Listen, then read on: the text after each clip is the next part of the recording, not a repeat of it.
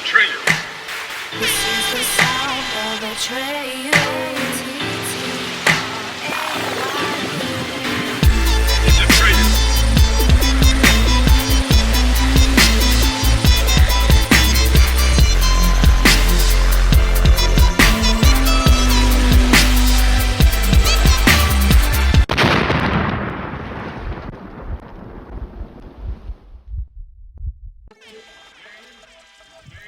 Yo, what's up people? Wagwan fam. This is Atreyu coming through with the quick blog. Now, for some of you, you might know I do blogs about random little things. What I've actually been doing recently in the last couple of weeks is getting some little equipment together, some gear together, and interviewing people from the local community about certain things, whether it's history, whether it's society, what's going on right now with Ladbroke Grove and the gentrification that's going on. You know what I'm saying? I've got some stuff coming up. The first one coming up will be with Niles, or it'll be from Sons of Ammon, talking about black people in Europe before slavery. You know what I'm saying? Black people who went to America before slavery. So check out for those videos. These sorts of talks are going to be coming very frequently. Also, things about just nutrition, you know what I'm saying, things like that. Inspired mainly by Sarnetta TV. Big up House of Consciousness, Sarnetta TV. Been watching you from ages ago. Before the YouTube, man. Just DVDs. I remember going to the market and going to bare different shops. Yo, have you got? I didn't know what you was cool, man. You got them DVDs with that brer who films on 125th Street. You know, like, have you got there any new ones from him? Like, I remember going there just buying them, you know what I'm saying? Like the one with the Immortal Technique and had like the alien on the front cover or whatever. And the Phil Valentine interview when he goes deep into religion. Those were my first ones that really stand out. But this, so big up Sarnetta. Saying all that, let me get into what this video is about quickly, briefly. Not going to go talk for too long in this one. This video is about lifting the UK ban on Louis Farrakhan. Louis Farrakhan has been banned from coming to the UK for about 30 years now. And right now there's a petition going out, led by, of course, the Nation of Islam, the UK sector, to get this ban lifted. Now, this is an unjust ban. And I have been going on and off, you know, now and then to the Nation of Islam in Brixton, you know, for lectures now and then and talks and all of that. Every once in a while to get some information, man, because I believe you could get good information from elsewhere. It's how you apply it. So I'm never scared to go, whether it's with Hebrew Israelites or Rastas or Nation of Islam. There's things you can learn from a lot of different places. So I don't really get put off by people's doctrine. If I don't agree with the whole thing, that don't mean I can't learn from them. That's how I see the situation.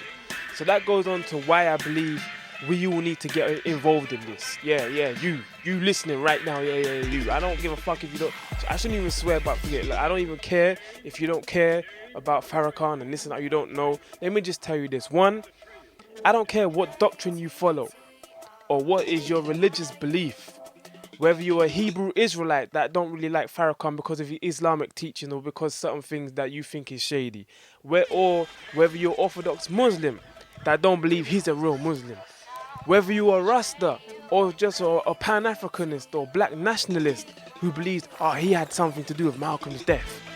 Whether you are all of that or you're just an atheist or you're just a Christian that don't want him in the country, you don't really agree with nothing he says, or whether you are a white person or a so-called Jew that thinks he's so-called anti-so-called Semitic, whether all of that is the case, my question to you is, in terms of the black community now, would Farrakhan's presence in the UK, him coming and teaching, him coming and speaking, would it have a positive or a negative effect on the black community? For those that might not know, the black community right now, there's no black community. I tell people this all the time. There's no such thing as the black community right now because we're all over the place. We're all different. We're arguing about you're African, I'm Caribbean, I'm British, I'm mixed, I'm fully black, I'm light, I'm dark, I'm from Brixton, I'm from Peckham, I'm from Harrow Road, I'm from Ladbroke Grove, I'm from all this, I'm Muslim, I'm Christian, I'm Hebrew Israelite, I'm Rasta, I'm atheist, I don't believe in none of that, I don't want no damn religion. Like, we're all over the place right now, and to put all that to the side, we're all facing the same things. When we're talking about institutional racism within the police or within education or just within the whole society, we're all facing similar circumstances. And we can all pretty much say that rather than blame someone else and sit there and wait for them to change or to do things and give you handouts and depend on another system or another people, another group to help you and save you, we all know that we have the potential to sort out a lot of these issues that we are facing for ourselves. Our biggest problem in terms of being in London especially is not necessarily the white people doing this, the government's doing that, the police are doing that.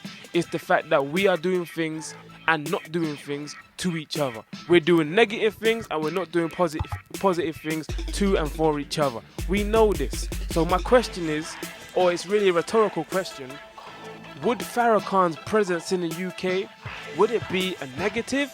Is it going to add to that, or is it going to take away from that?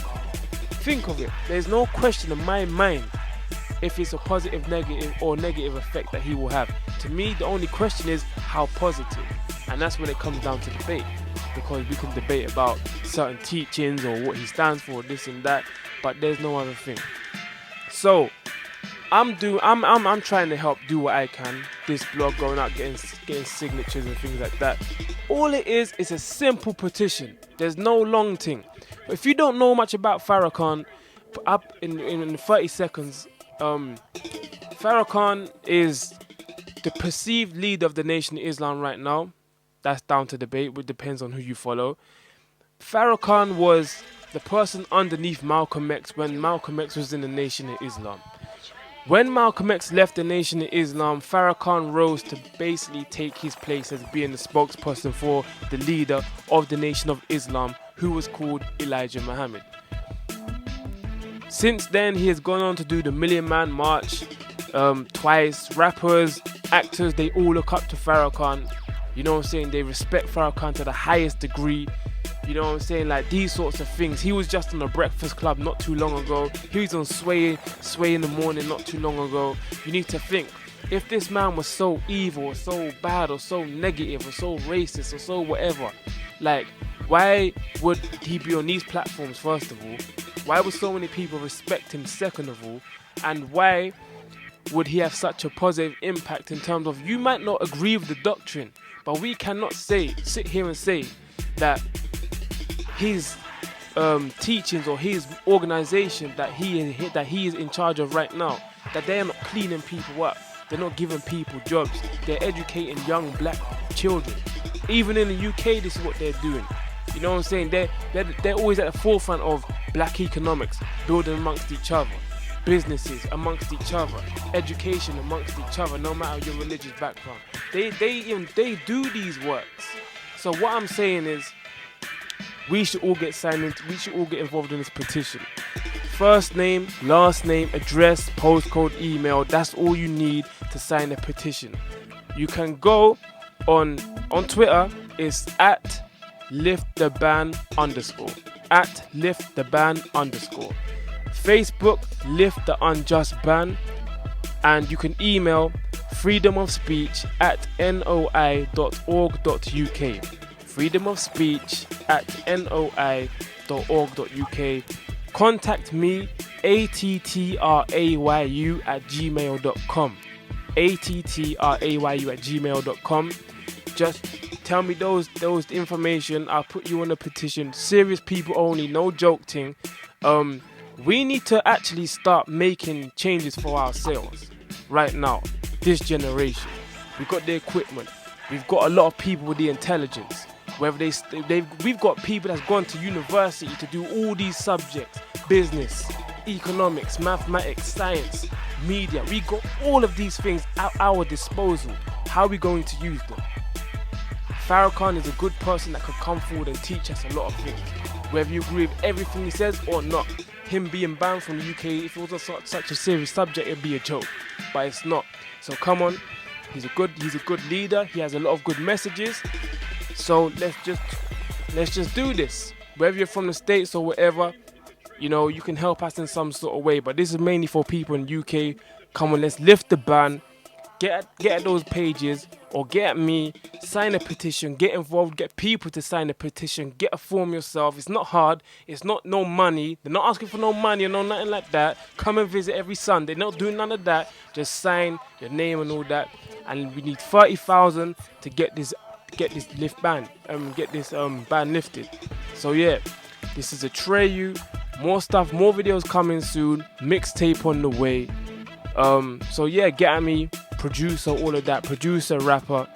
But yeah, if you know people that are recording, that do lectures, that have that talk about a lot of information, that would wanna, you know what I'm saying, make a little video and all that, let me know, man. Don't need to be like a scholar and a teacher. Normal road, man, innit? Like if you got something to say about something, call me, innit? So we're gonna do this thing, man. Come together and start making a little bit of changes and make some progress for ourselves. That's all we need to do.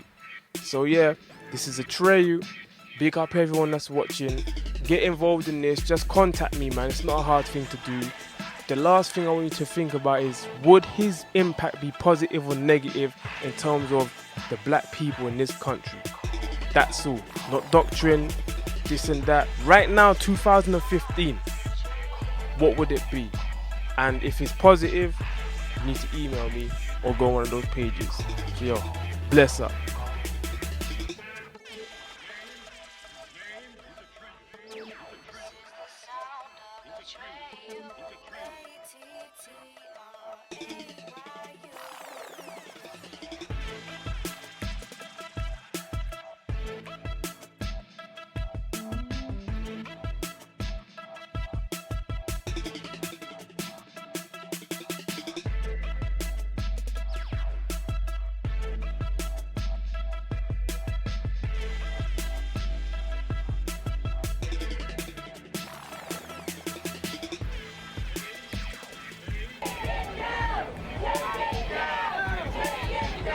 Protests like this one over the Confederate flag erupted across the country in the wake of the shootings at a South Carolina church.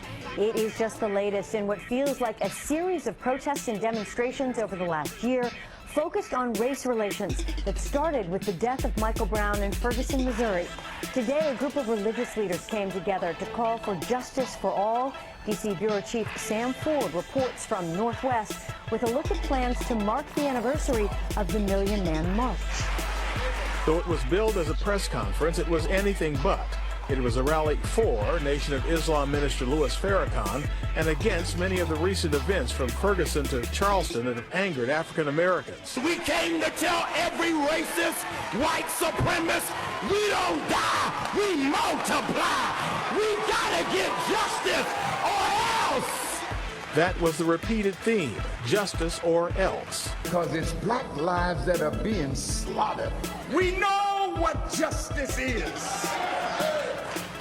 It's fair dealing. It's the law that distinguishes between right and wrong. Farrakhan and others who organized the Million Man March in October 1995 will hold a 20th anniversary march in October to include people of all races, genders, and orientations. They see the lack of fairness in this nation, and they are determined to make a change, and the way that we do that is with unity. Farrakhan belittled efforts after Charleston, like calling for the removal of the Confederate flag. Pull a flag down and you supposed to go away satisfied? See, you don't know what justice looks like. If I went to Israel, I don't think Israel would be the best place for me to be at this time, considering the view that most Jews have of Louis Farrakhan. You go to Nigeria, which is, if not the most corrupt nation in Africa, and it is, it could be the most corrupt nation in the world, Minister Farrakhan. Oh, now, Mr. Wallace. It is the most corrupt nation that I have ever covered. I've been there 25 years ago, and I've been there as recently as last year. Fine. So what? 35 years old. That's what that nation is. Now here's America, 226 years old. You love democracy, but it's there in Africa. You're trying to force these people into a system of government that you just have accepted. 30 years ago, black folk got the right to vote. You're not in any moral position to tell anybody how corrupt they are. You should be quiet and let those of us who know our people go there and help them get out of that condition. But America should keep her mouth shut wherever there's a corrupt regime, as much hell as America has raised on the earth. No, I will not allow America, or you, Mr. Wallace, to condemn them as the most corrupt nation on earth when you have spilled the blood of human beings. Has Nigeria dropped an atomic bomb and killed people in Hiroshima and Nagasaki? Have they killed off millions of Native Americans? How dare you put yourself in that position as a moral judge? I think you should keep quiet, because with that much blood on America's hands, you have no right to speak. I will speak, because I don't have that blood on my hands. Yes, there's corruption there. Yes, there's mismanagement of resources. Yes, there is abuse. There's abuse in every nation on earth, including this one. So let's not play holy to moralize on them. Let's help them. I'm not moralizing. I'm asking you a question, and I got an answer. Why would you put it as the most corrupt regime in the world? That doesn't make sense. Can you think of one more corrupt? Yeah, I'm living in one. I'm living in one. Yes, you've done a hell of a thing on this earth, so you should not be the one to talk. You should be quiet when it comes to moral condemnation. In my judgment. I didn't mean to be so fired up. No, that's good. That's good. That's my passion.